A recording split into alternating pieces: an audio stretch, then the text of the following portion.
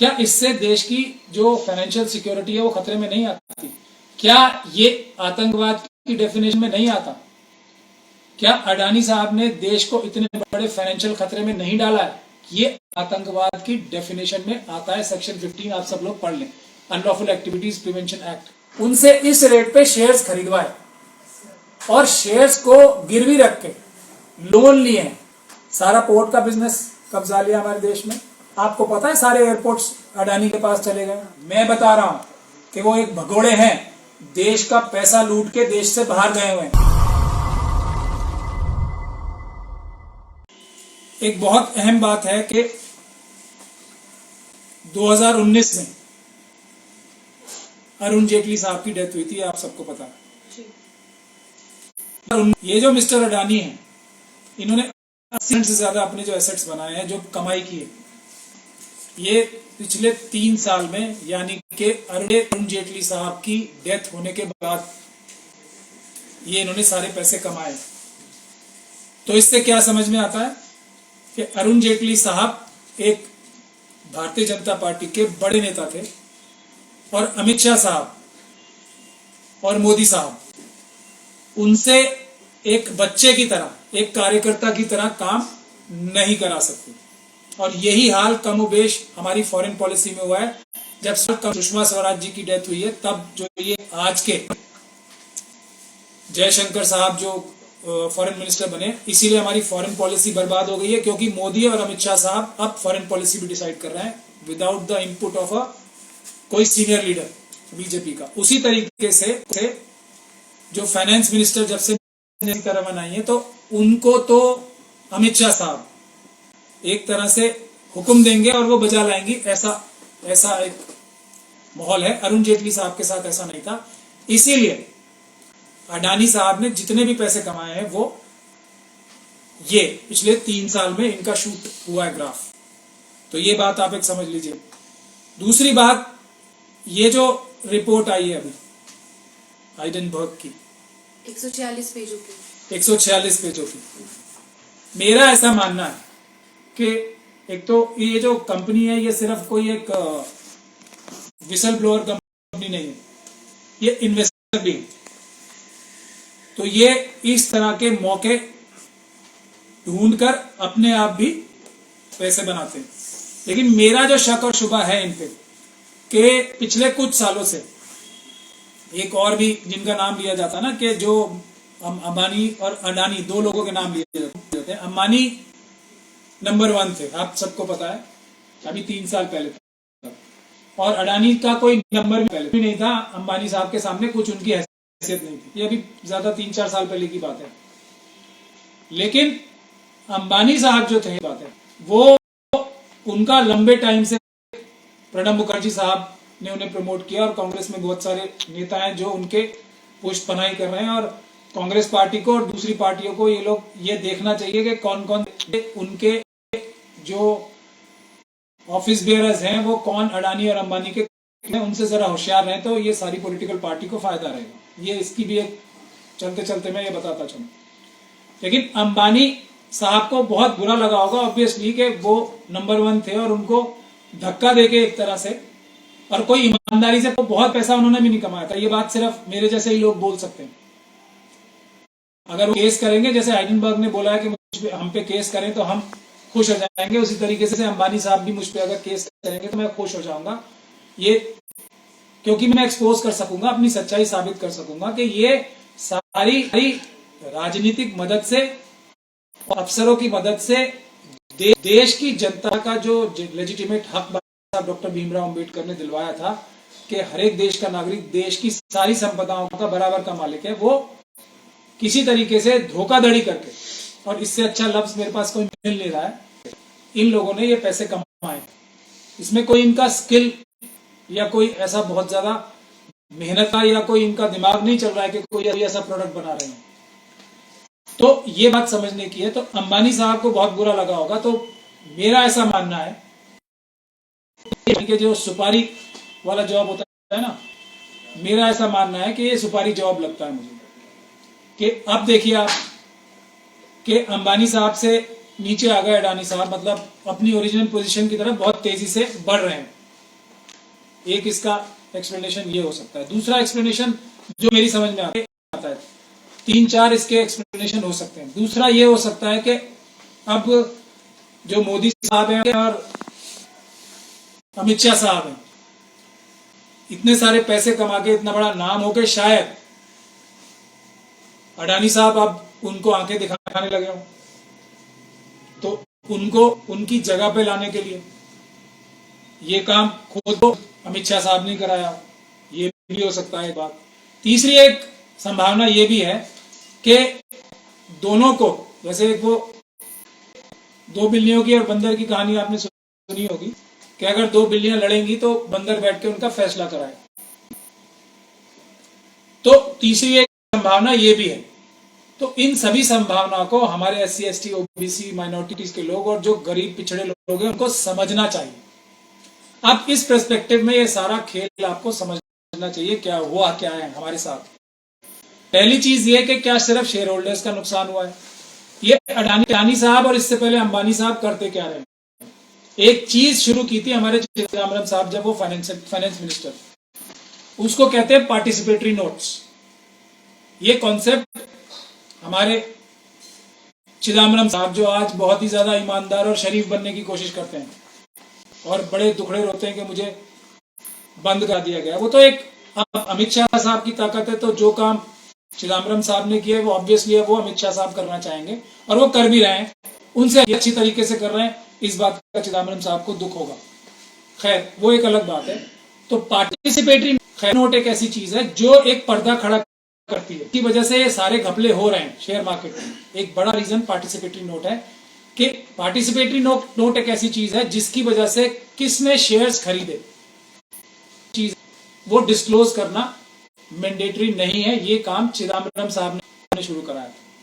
क्यों कराया था इसके बारे में कोई क्लैरिफिकेशन आप सब लोग समझदार हो कि अगर कौन खरीद रहा है वो ट्रेस बैक हो जाएगा पीछे तक, तो करप्शन का जो एक बहुत बड़ा जरिया है वो खत्म हो जाएगा शेयर मार्केट में।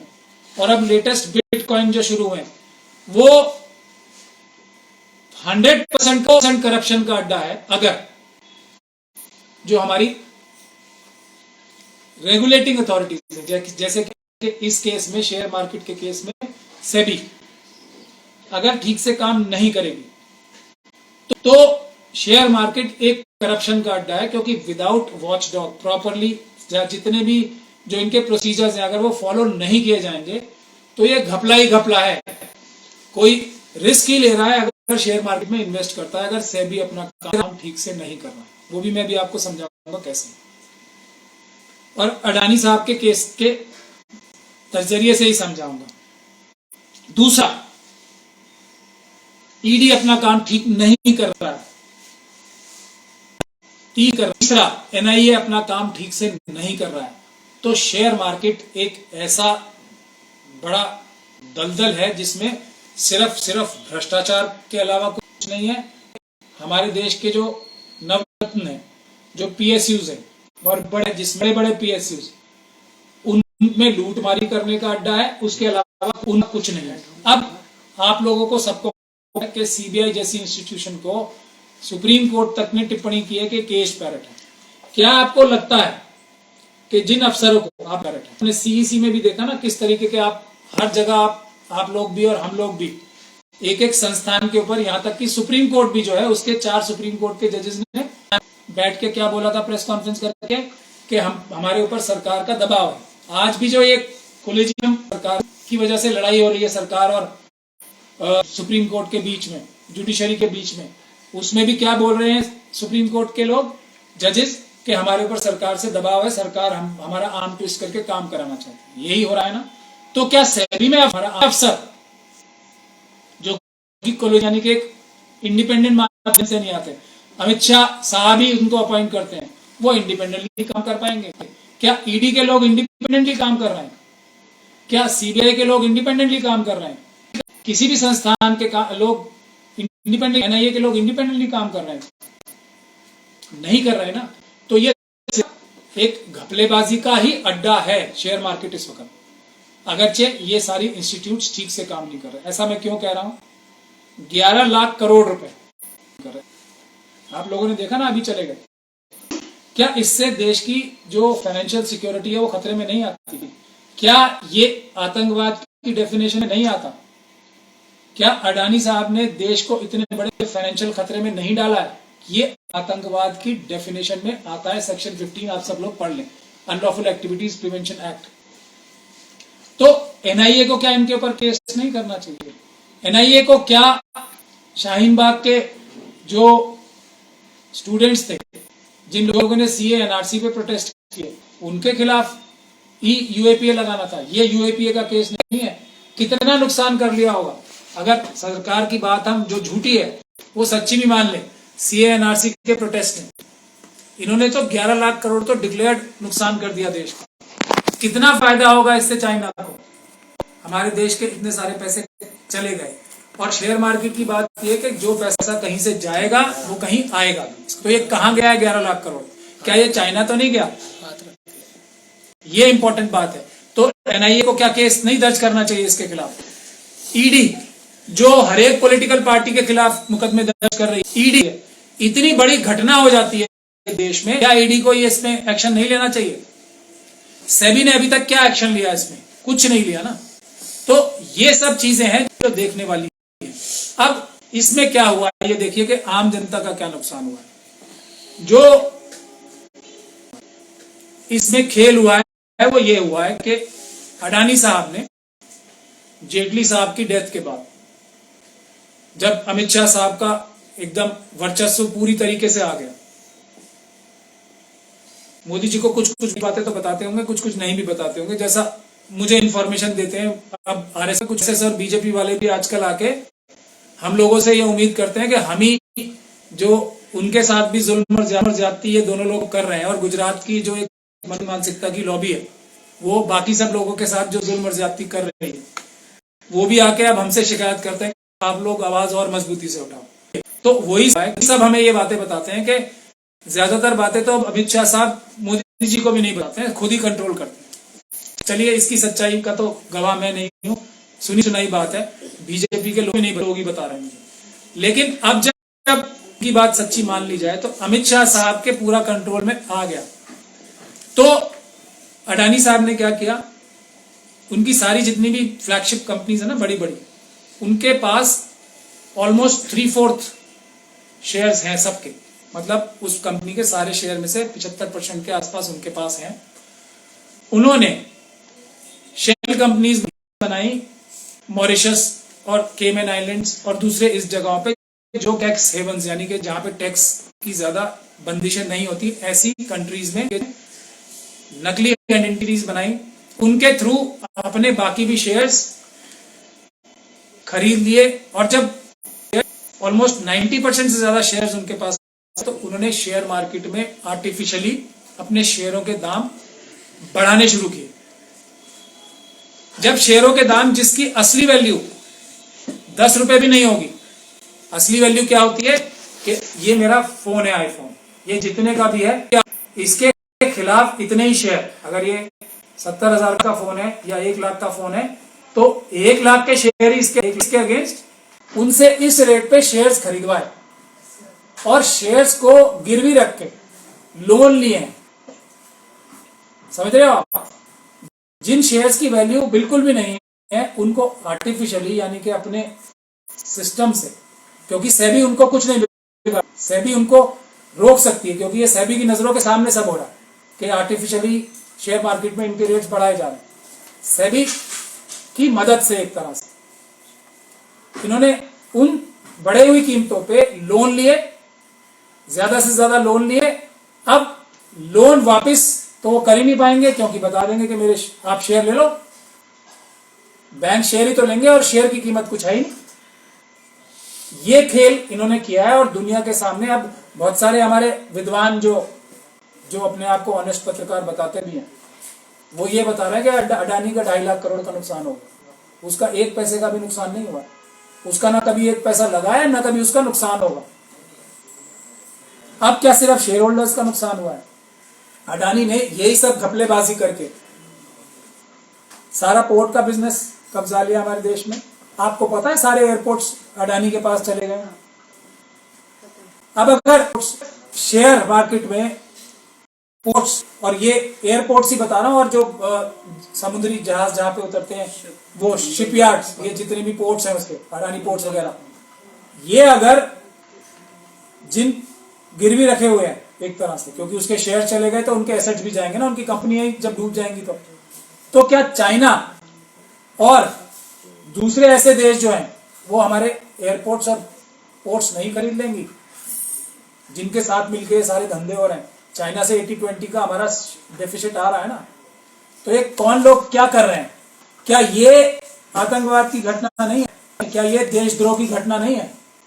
एक ऐसी देश के सारे एयरपोर्ट सब खरीद चुका है, जिसका खुद का कैरेक्टर ये है, जिसके खिलाफ इस तरह के सबूत हैं, और वो उनके खिलाफ तो क्या केस करेगा? मैं अडानी साहब को इनवाइट कर रहा हूं कि जो ये सब बातें बोल रहा हूं मेरे खिलाफ ही केस करके दिखाएं।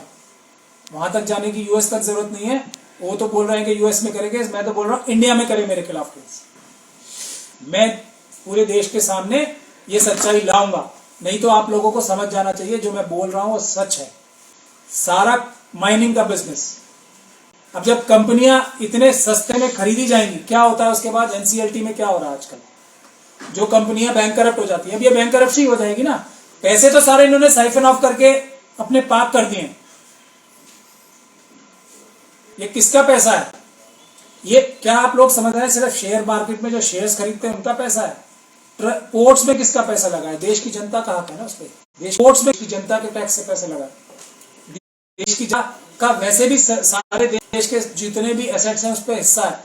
जो टैक्स कर नहीं है उनका भी तो हिस्सा है इन सब चीजों में, देश के सारी संपदाओं पे, क्योंकि हम मालिक है ना देश के, देश का एक एक नागरिक देश का बराबर मालिक। तो ये सब जो है देश के साथ लूटामारी जो हो रही है, इसमें हमें जागरूक होना चाहिए। ये सबसे बड़ी समस्या है देश के सामने इस वक्त, जो हम सब लोगों की गरीबी, जो आम जनता आज हर चीज में। अब ये प्राइवेटाइजेशन का एक बात मैं और कहना चाहूंगा कि प्राइवेटाइजेशन को बहुत ज्यादा हाईलाइट करके बता रहे हैं ना मोदी जी भी, और उससे पहले की सरकारें भी बताती रही हैं। ये है प्राइवेटाइजेशन का मॉडल कि एक ही रात में लाखों करोड़ का नुकसान। ये है प्राइवेटाइजेशन जिसके लिए जो सरकारी अफसर, जो सरकारी इदारे चलते हैं, उसको खत्म करके प्राइवेटाइज किया जा रहा है कि अच्छी एडमिनिस्ट्रेशन प्राइवेट करते हैं। यही लॉजिक दे रहा है ना, प्राइवेटाइजेशन करके अच्छी एडमिनिस्ट्रेशन होगी। तो इसी तरीके से जो एजुकेशन प्राइवेटाइज हो रही है, वो भी सब एक तरह से अगर अडानी और अंबानी जैसे लोगों ने खरीद ली तो वो भी चाइना और दूसरे हमारे जो देश हैं उनके हाथों में चली जाएगी।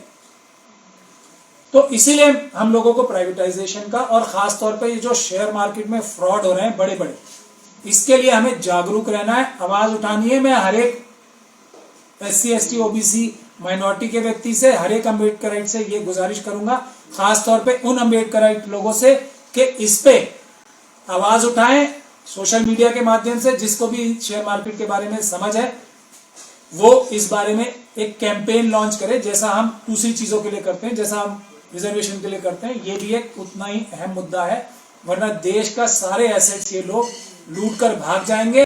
जैसे नीरव मोदी बाहर है, जैसे ललित मोदी बाहर है। और ललित मोदी जी को भी मैं एक बार बताता चलूं कि इस देश में सभी लोग मुकुल रोहतगी नहीं है। मैं बता रहा हूं कि वो एक भगोड़े हैं, देश का पैसा लूट के देश से बाहर गए हुए हैं। अब मेरे खिलाफ कुछ करके दिखाएं, चाहे तो जैसे उन्होंने मुकुल रोहतगी जी को धमकी दी थी ना मरवाने की, मुझे भी दें धमकी मरवाने की। मैं उनका इलाज करूंगा और कानूनी रूप से करूंगा। ये देश की सरकार तो उन्हें लाना नहीं चाहती ना वापस, वो मेरे खिलाफ कुछ एक्शन ले, मैं लेके आऊंगा। मैं मुकुल रोहतगी नहीं हूं, और इस देश में हर एक लॉयर मुकुल रोहतगी नहीं है। तो आपने जो बदतमीजी की है ना लॉयर के साथ एक देश के, दोबारा मत करना, मैं आपको वार्निंग दे रहा हूं। नहीं तो लॉयर कम्युनिटी वो है कि अपने किसी भी एक लॉयर कम्युनिटी के व्यक्ति के लिए साथ जो आपने बदतमीजी की है, अगर हम लोगों ने अपने दिल पे ले ली तो किसी मुकुल रोहतगी साहब को बीच में पड़ने की जरूरत नहीं पड़ेगी, हम खुद ही आपको ठीक कर देंगे। तो ये एक मैसेज ललित मोदी जी का भी देता चलूं मैं। ललित मोदी, विजय माल्या, ये सब लोग जो देश का पैसा लूट के भाग गए, ये इसी तरीके से अडानी साहब भी एक दिन भाग जाएंगे। तो कौन जिम्मेदार होगा उसका? तो इसीलिए अमित शाह साहब, अगर ये मेरी बातें सच नहीं है, आपका डायरेक्ट इन्वॉल्वमेंट अडानी साहब के साथ नहीं है, तो NIA को और ED को तुरंत इसके पीछे लगाइए। सेबी के जो अफसरों ने ये सारी धांधली अलाउ की है उनको अरेस्ट कराइए, और जो जिन भी बैंक से लोन लिए इन्होंने धोखाधड़ी करके, जो मैंने अभी आपको एक्सप्लेन किया अपने शेयर मार्केट में रेट बढ़ा के, और उसके अगेंस्ट जो लोन लिए हैं उसके खिलाफ ईडी का भी मुकदमा होता है, यूएपीए का भी मुकदमा होता है, पीएमएलए का तो होता ही होता है। इससे बड़ा पीएमएलए का केस कोई नहीं है देश में अभी। अगर मेरी बात सच्ची नहीं है कि ये आपकी पुष्पनाई से, यानी कि आपकी सुपरविजन में सब हो रहा है, तो ये मुकदमा दर्ज कराइए, और मैं free of cost public prosecutor बनने को तैयार हूं। मैं देश को लाखों करोड़ रुपए प्रधानमंत्री के पास ही जाएंगे ना, कंसोलिडेटेड फंड में ही जाएंगे। मैं अडानी साहब से ही सिर्फ एक इसी घोटाले में कम से कम 7 से 8 लाख करोड़ रुपए देश की जनता के लिए अडानी साहब से लेके दिलवाऊंगा, अगर मुझे special public prosecutor Amit Shah साहब बनाते हैं तो। और अगर मुझे, तो खैर वो क्या बनाएंगे, क्योंकि इतनी बड़ी सच्चाई झेलने की तो उनमें हिम्मत नहीं है मेरे ख्याल से अभी। लेकिन अगर मुझे ना भी बनाए तो ईडी में अगर केस दर्ज नहीं कराते तो देश की जनता और खास तौर पे SC ST OBC और माइनॉरिटीज के लोग, अम्बेडकराइट्स तो यही समझेंगे कि ये सब आपके इशारे पे, आपके कहने पे और आपकी सुपरविजन में, आपकी प्रोटेक्शन में ही हो रहा है। बहुत बहुत शुक्रिया।